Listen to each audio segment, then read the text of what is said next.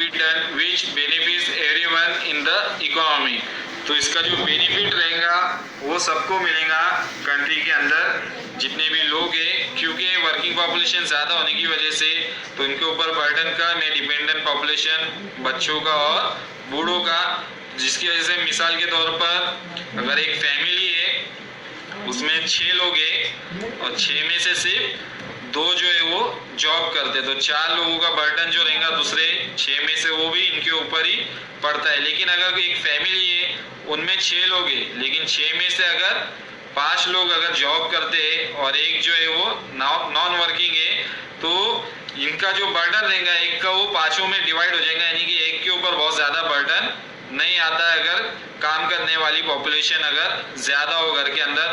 तो इस तरह से वो एक का खर्चा 5 मिलकर आसानी से जो है वो उठा सकते हैं। तो इस तरह से ही अगर वर्किंग पॉपुलेशन ज़्यादा है और नॉन वर्किंग पॉपुलेशन कम है तो इनके ऊपर भी जो बर्डन रहेगा वो इनका कम पड़ता है और सबको उसका फ़ायदा मिलेगा, सबको बेनिफिट उसका मिलता है। The benefits are not achieved automatically। तो जो बेनिफिट मिलेगा सबको वो भी डायरेक्ट सबको ऑटोमेटिकली नहीं मिलता। इसके अंदर सबसे मेन है गवर्नमेंट। तो गवर्नमेंट किस तरह से अपनी पॉलिसीज को इम्प्लीमेंट करती है अलग अलग सेक्टर के अंदर, जैसे कि एजुकेशन सेक्टर और हेल्थ सेक्टर के अंदर। तो गवर्नमेंट का इसमें बहुत बड़ा रोल रहता है कि किस तरह से वो जितनी भी डेवलपमेंट के वर्क हो, जितनी भी पर कैपिटा इनकम हो, तो वो किस तरह से उसका यूटिलाइजेशन करता है जिससे सबको बेनिफिट मिले। तो सबसे पहले तो उसे एजुकेशन, हेल्थ और रिसर्च के ऊपर बहुत ज़्यादा ध्यान देने की ज़रूरत पड़ती है। It depends on the level of schooling, employment, frequency of childbearing, economic policies on tax incentives, health program, pension and retirement policies। तो गवर्नमेंट जो है अलग अलग स्कीम को रन कर सकती है, स्कूलिंग को इम्प्रूव कर सकती है, एम्प्लॉयमेंट जो है वो लोगों को ज़्यादा से ज़्यादा देने की कोशिश की जाए, या फिर frequency of child bearing, economic policies on tax intensive, जो टैक्स पे करते हैं उन्हें अलग अलग इंसेंटिव्स दिए जाए, हेल्थ प्रोग्राम जो बनाए जाए, लोगों की जो हेल्थ प्रॉब्लम्स है उसे सॉल्व करने की कोशिश की जाए, पेंशन और रिटायरमेंट पॉलिसी। तो रिटायरमेंट के बाद जो रहता है उन्हें पेंशन जो है लोगों को ज़्यादा मिलेंगी। तो इस तरह से जो यंग पॉपुलेशन ज़्यादा है तो इस तरह से गवर्नमेंट भी जो है सबको वहाँ पे जितने भी बच्चे जो स्कूल में हैं उनको भी बेनिफिट मिलेगा, और जो ओल्ड पीपल है रिटायरमेंट होने के बाद उनको भी उसका फ़ायदा जो है वो मिलेगा। Demographic dividend in a country is visible in the following veg. किसी भी कंट्री के अंदर जो डेमोग्राफिक डिविडेंड है वो किस तरह से हमें देखने को मिलता है। तो नंबर 1 है personal savings can grow and can be used to stimulate the economy. तो इसके अंदर पर्सनल सेविंग जो रहेंगी वो ज़्यादा रहेंगी अगर उनके ऊपर डिपेंडेंट पॉपुलेशन कम है, अगर यंग के ओल्ड पीपल कम है और बच्चे भी कम है, तो जो लोगों की इनकम जो रहेंगी उसमें से बहुत ज़्यादा पैसे जो रहेंगे उसकी बचत होंगी, तो पर्सनल सेविंग उनकी बढ़ जाएंगी और स्टिमुलेट इकोनॉमी होंगी उसकी वजह से। As number of children are less, parents can invest more in their education, thus human capital is build. तो अगर बच्चों की तादाद कम रहेंगी फैमिली के अंदर, अगर कम बच्चे एक फैमिली के अंदर, तो वो उन्हें अच्छे से अच्छा एजुकेशन प्रोवाइड करने की कोशिश करेंगे, अच्छे स्कूल में डालेंगे और भी दूसरे जो स्किलफुल एक्टिविटीज़ रहती है उसमें उन्हें पार्टिसिपेट कराने की कोशिश करेंगे। तो इस तरह से अगर बच्चे कम है फैमिली में तो पेरेंट्स जो रहेंगे उसका खर्च जो रहेगा बच्चे का वो आसानी से उठा सकते हैं और उन्हें हायर एजुकेशन जो है वो प्रोवाइड कर सकते हैं।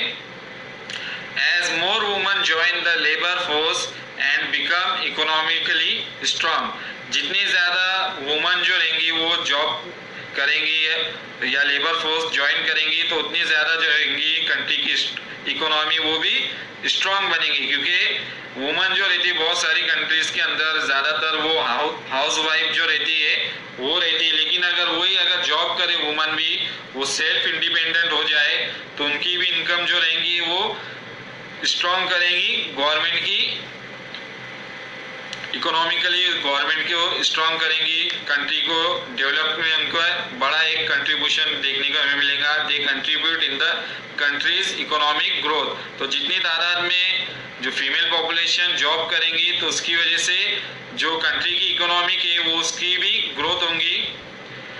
Per capita GDP increases because dependency ratio is decrease. तो क्योंकि यंग पॉपुलेशन ज़्यादा है और वर्किंग पॉपुलेशन ज़्यादा है तो डिपेंडेंसी रेशियो क्या रहेगा, वो कम रहेगा, लोग उनके ऊपर डिपेंड कम रहेंगे। तो जिसकी वजह से जो पर कैपिटा जीडीपी है वो भी इंक्रीज होगा, ग्रोस डोमेस्टिक प्रोडक्ट भी जो रहेगा वो भी इंक्रीज होगा, ज़्यादा प्रोडक्शन होगा किसी भी चीज़ का, तो सबको उसका बेनिफिट जो रहेगा वो कंट्री के अंदर लोगों को मिलेगा। एक टेबल दिया गया है जिसमें अलग अलग कंट्रीज के नाम है। यहाँ पर कंट्री का एक कॉलम है और दूसरे कॉलम में retirement age reform being implemented और under consideration in years.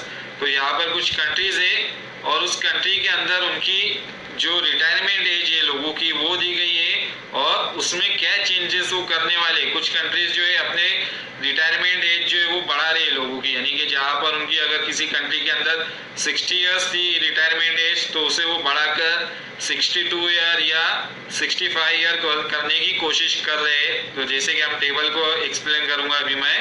The table 2.2 shows that many countries have considered or are considering an increase in the retirement age। तो बहुत सारी कंट्री ये लोगों की रिटायरमेंट एज को बढ़ाने के बारे में डिस्कस कर रही है या सोच रही है, उसे इम्प्लीमेंट करने की कोशिश कर रही है। लोग जो है वो ज़्यादा उम्र तक, ज़्यादा एज तक काम करे और बाद में उनकी रिटायरमेंट एज को बढ़ाया जाए। इस तरह से बहुत सारे कंट्रीज जो है वो पॉलिसी को बनाने की कोशिश कर रहे हैं, उसे इम्प्लीमेंट करना चाहती है। This is happening because increase in ageing population.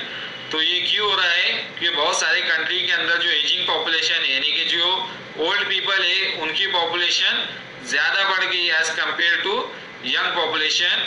तो वहाँ पर जो ओल्ड पीपल की पॉपुलेशन, एल्डरली पॉपुलेशन ज़्यादा है, तो उसकी वजह से क्या हो रहा है, puts increasing population puts increasing pressure on pension funding and retirement provision and medical facilities। तो ज़्यादा ओल्ड एज पॉपुलेशन की वजह से जो प्रेशर पड़ रहा है पेंशन फंड के ऊपर पड़ रहा है, रिटायरमेंट के ऊपर पड़ रहा है और मेडिकल फैसिलिटी, क्योंकि जो भी उनके वर्कर रहते हैं तो उनका सारा पेंशन जो है उन्हें देना पड़ता है।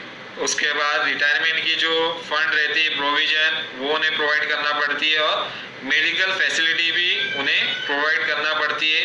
तो जिसकी वजह से वो डायरेक्टली क्या करने की कोशिश कर रहे हैं, इन सब से बचने के लिए डायरेक्ट उनकी जो वर्किंग एज है रिटायरमेंट की उसे ही वो इंक्रीज करने की कोशिश कर रहे हैं ताकि कम से कम उन्हें मेडिकल फैसिलिटीज रिटायरमेंट होने के बाद प्रोवाइड हो और उनके जो गवर्नमेंट के एक्सपेंसेस है उसकी बचत हो सके। यानी कि अगर लोग 60 ईयर में रिटायर हो गए और उन्हें 60 ईयर से फिर उन्हें रिटायरमेंट प्रोविजन देना पड़ेगा, उसके अलावा मेडिकल फैसिलिटी भी प्रोवाइड करेंगी और पेंशन फंड भी उन्हें रिटायरमेंट के वक्त देना पड़ता है, तो वो उससे बचने के लिए उनकी एज बढ़ाने की कोशिश कर रहे हैं। Therefore many countries have begun rising the pensionable retirement age.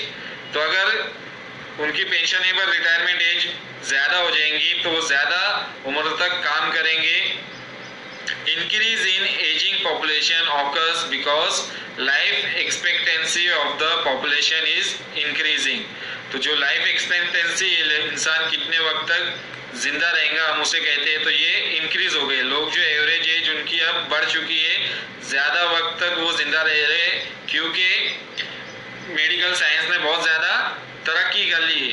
बहुत सारी बीमारियों का इलाज जो है वो इन्वेंट हो चुका है और लोगों का मरने का जो डेथ रेट है उसका भी वो रेट कम हो चुका है। लोग ज़्यादा वक्त तक अभी जिंदा रह रहे हैं। तो जिसकी वजह से जो एजिंग पॉपुलेशन है वो उनकी परसेंटेज ज़्यादा बढ़ गई है। 10 people can now work up to higher ages, तो जिसकी वजह से पीपल जो है लोग अभी ज़्यादा उम्र तक जो है वो काम कर सकते हैं लाइफ एक्सपेक्टेंसी बढ़ने की वजह से।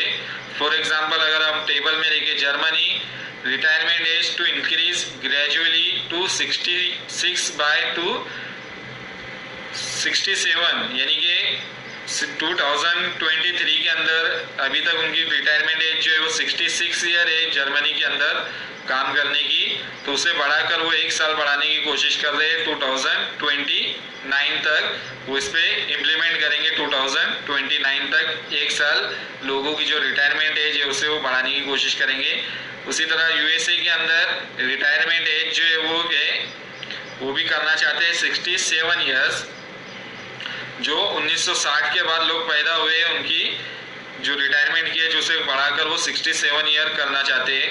यूनाइटेड किंगडम में जो रिटायरमेंट एज है मेल और फीमेल दोनों की वो है 66 ईयर, वो भी 2026 से 28 के दरमियान बढ़ाकर वो करना चाहते हैं 67 ईयर तक वो कवा के लोग काम कर सकते हैं।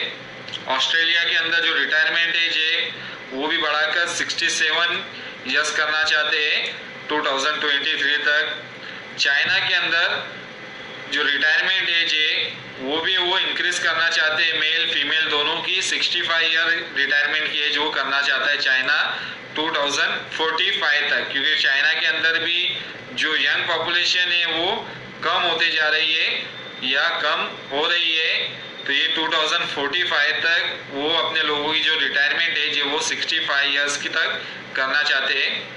उसी तरह जापान के अंदर जो रिटायरमेंट एज है लोगों की वो 70 साल करना चाहते हैं। अभी जो रिटायरमेंट एज है जापान के अंदर वो है 60 ईयर्स, तो उसे बढ़ाकर वो कितना करना चाहते हैं 70 ईयर्स तक रिटायरमेंट एज करना चाहते हैं जापान के अंदर। तो जापान के अंदर जो लाइफ एक्सपेक्टेंसी वो बहुत ज़्यादा है, ज़्यादा वक्त तक वहाँ के लोग जो है वो जिंदा रहते हैं, उनकी जो फिटनेस लेवल है वो भी काफ़ी ज़्यादा रहते हैं, तो ये 60 से 70 ईयर की रिटायरमेंट एज करना चाहते हैं। और इंडिया के अंदर भी जो रिटायरमेंट एज है वो 60 ईयर्स है, सो 60 से 55 ईयर्स के बीच में अलग अलग सेक्टर में अलग अलग उनकी रिटायरमेंट एज है। तो 60 से 55 ईयर्स तक इंडिया के अंदर जो है वो रिटायरमेंट की एज है, तो उसे भी वो बढ़ाकर 65 ईयर्स जो है वो करना चाहते हैं धीरे धीरे। तो इस तरह से ये हर कंट्री जो है वो अपने लोगों की रिटायरमेंट की एज जो है वो बढ़ाना चाहता है। क्यों बढ़ाना चाहता है? क्योंकि वहाँ पर ओल्ड पॉपुलेशन जो है एजिंग पॉपुलेशन वो ज़्यादा हो गई है यंग पॉपुलेशन के मुकाबले में, इसकी वजह से वो पॉपुलेशन की रिटायरमेंट की एज जो है वो इंक्रीज करना चाहता है। तो for example the life expectancy in Japan is around 84 years. तो जापान के अंदर जो लाइफ एक्सपेक्टेंसी है वो कितनी है 84 ईयर्स तक वहाँ के लोग जिंदा रहते हैं। Therefore they are now considering increasing the retirement age to 70 which is at present 60 year. तो अपने लोगों की जो रिटायरमेंट की एज है वो 70 साल करना चाहते हैं आगे जाकर, जो अब जो है वो 60 ईयर है, 60 साल की अभी वहाँ की प्रेजेंटली रिटायरमेंट की एज है, क्योंकि वहाँ पे ओल्ड पॉपुलेशन ज़्यादा है जापान के अंदर और लाइफ एक्सपेक्टेंसी भी ज़्यादा पाई जाती है। Another aspect which needs to be seen in these countries is their age structure. The proportion of children and young adults in these countries is less or decreasing. तो ये जो अदर एस्पेक्ट है इन countries के अंदर जो अपनी retirement की as बढ़ाना चाहते हैं, उनका जो मेन रीज़न है एक तो वहाँ पे चाइल्ड पॉपुलेशन और जो यंग पॉपुलेशन है वो कम है या कम हो रही है, डिक्रीज हो रही है, जिसकी वजह से जो रिटायरमेंट एज है उसे इंक्रीज कर रहे हैं बहुत सारी कंट्रीज। तो ये उसका मेन रीज़न है। तो ये लेक्चर में हमने जो क्वांटिटेटिव एस्पेक्ट है जिसमें हमने देखा था sex ratio, sex composition, demographic dividend, population pyramid, और जो अदर एस्पेक्ट है पॉपुलेशन कंपोजिशन के, for example literacy rate, then urban rural composition. तो ये सारे जो पॉइंट्स है, रिमेनिंग पॉइंट्स मैं सेकंड